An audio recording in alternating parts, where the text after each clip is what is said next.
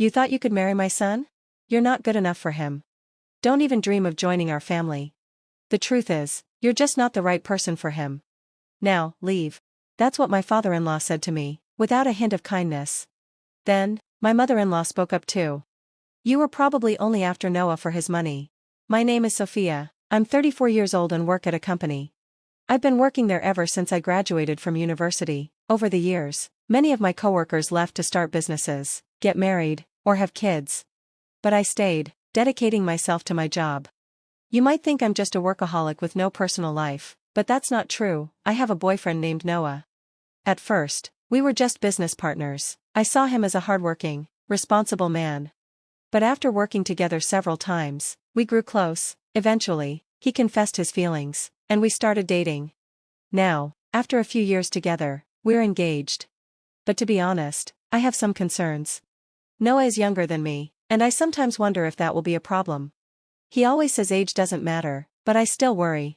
Also, his family is wealthy. His father owns a big company, and Noah works there too. One day, he'll take over as president. I've always feared that his parents wouldn't approve of our marriage. When Noah proposed, I was thrilled, but deep down, I wondered if our relationship would truly work. Noah, however, was never worried. His confidence and optimism were part of what I loved about him. He had already met my parents, and they liked him a lot. My family fully supported our marriage. Finally, the day came for me to meet Noah's parents. I had been anxious for weeks. His house was enormous, like something out of a royal palace. The moment I saw it, I started doubting if my outfit was fancy enough. I had dressed nicely, but was it good enough for a place like this? I come from an ordinary family, and Noah's world was completely different from mine. He often took me to expensive restaurants and booked luxury hotels when we traveled. For him, this was normal. Still, he never made me feel bad about not coming from money. He never bragged about being rich. I don't care about money, he once told me. I fell in love with you for who you are. At first, I couldn't understand why he wanted to be with someone like me, older and not particularly beautiful. But his words reassured me. Our love was real, and that's why we were getting married.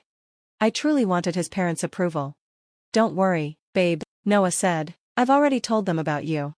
When we arrived, his mother opened the door. Welcome, you must be Sophia, she said. Yes, nice to meet you, I replied nervously. She gave me a small nod and let us inside. The living room was massive. Noah's father sat on a large, luxurious sofa, waiting for us. My nerves hit me all at once. I was already tense when I met his mother, but his father was even more intimidating, just as you'd expect from the head of a big company. I took a deep breath and spoke. It's a pleasure to meet you. My name is Sophia. Thank you for inviting me today. My voice shook. Noah smiled at me. Relax. But his parents didn't smile at all. They just stared at me with cold, unwelcoming eyes. I felt a chill run down my spine. Please sit down, Noah's father said, motioning to the sofa. I sat down, feeling like I was in a job interview. But then, out of nowhere, his father spoke again.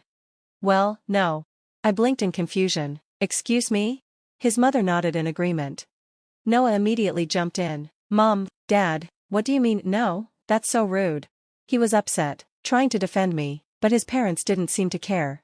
His father looked at me closely. How old are you, anyway? You look older than I expected. I'm 34, I answered. His mother gasped. 6 years older than Noah? How can we possibly accept that? Then she went further. Besides, isn't it too late for you to have children? We want grandchildren. Noah needs a younger wife, someone who can give us that. I had expected them to bring up my age, but it still hurt. And you're still single at 34? She continued. That makes me wonder if something's wrong with you. Maybe you're too difficult or have a bad personality. Mom, that's not true. Sophia is an amazing person, Noah protested. Then why hasn't she been married before? His mother shot back. I took a deep breath, trying to stay calm. Excuse me, yes, I'm older, but I focused on my career. My job was always my priority, and I didn't think about marriage for a long time.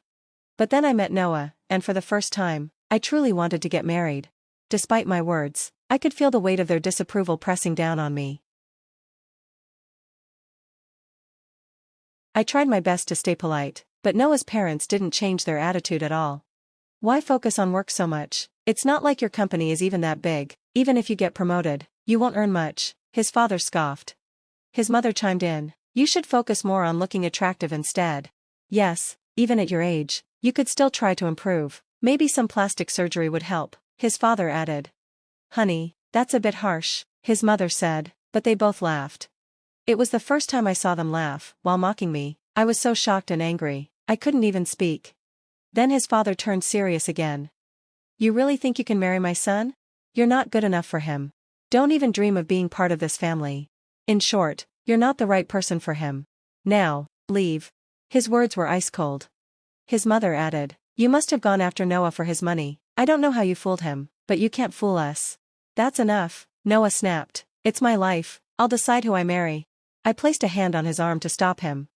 I understand how you feel, I said calmly, but it's incredibly rude to say such things to someone you've just met. I don't care about money, but if I ever become rich, I'd never want to be like you. With that, I stood up. There was nothing more to say. As I walked toward the door, his father shouted, How dare you insult us, you beggar, you will never marry my son. I turned back just once. I wouldn't want to be part of your family anyway. His father's face twisted with rage. Disgraceful, I'd love to see the kind of parents who raised a woman like you. I ignored him and walked out. Noah ran after me. Sophia, I'm so sorry. I never thought they'd say such horrible things, but maybe it's for the best. If we got married with their approval, it would have been exhausting. Still, don't make any rushed decisions, I said. I'm not rushing. I love you, Sophia. If money was never part of this, then there's no problem if I leave my family and their company behind. That's true, but let's go to your parents' house and talk to them. He took my hand, and we left. My parents were surprised when we arrived, but they welcomed us warmly. As we sat down with tea, we explained everything. My father listened quietly, then, after a moment, he said, Noah, your father's company is called Space, right? And his name is Patrick Smith? Yes, why? Noah asked. My father nodded. I see. Let's go to your parents' house now. Dad, what's going on? I asked. They said they wanted to see your parents, didn't they? Let's go show them. My father rarely let things get to him, so I was surprised, but he was already standing up, ready to go.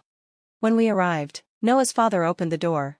You again? I don't care how many times you come back, I won't change my mind. My father looked him straight in the eye, his expression calm but firm. Patrick, do you even realize whose daughter you were insulting? Noah's father scoffed. What nonsense are you talking about? Then, suddenly, his face changed. He stared at my father, eyes widening in shock.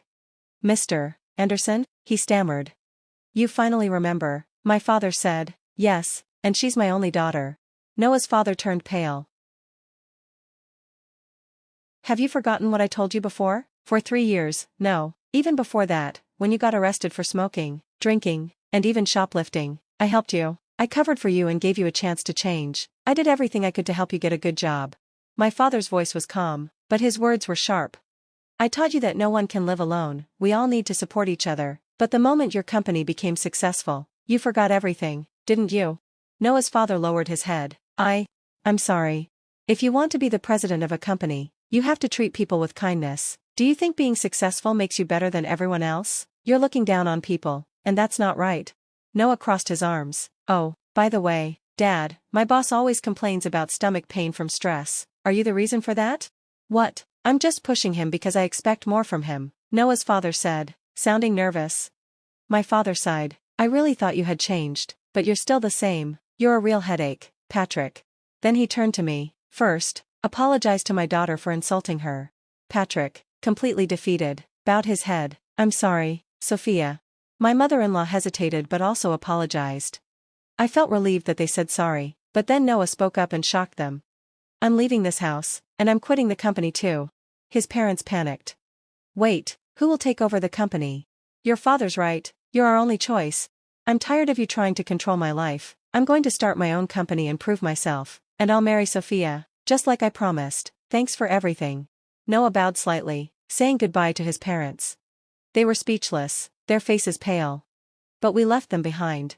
Later, I found out that my father had been a high school teacher before he retired, and Noah's father was once his student. I was proud at first, seeing one of my students succeed, my father said, but he let money blind him and forgot what really matters. That's disappointing. A while later, Noah really did quit his job and started his own business. I supported him while continuing my own work. His company became successful quickly, proving his skills as a business owner. And of course, we got married. Now, we live happily, supporting each other every day. As for my father-in-law, his employees sued him for mistreating them. That scandal caused the company's stock to crash, and he was forced out as president. In the end, no matter how successful you are, kindness and humility are what truly matter. I'm grateful to have a father who taught me that. I will always remember his lessons and live with dignity. Please subscribe to our channel if you like. See you in the next video.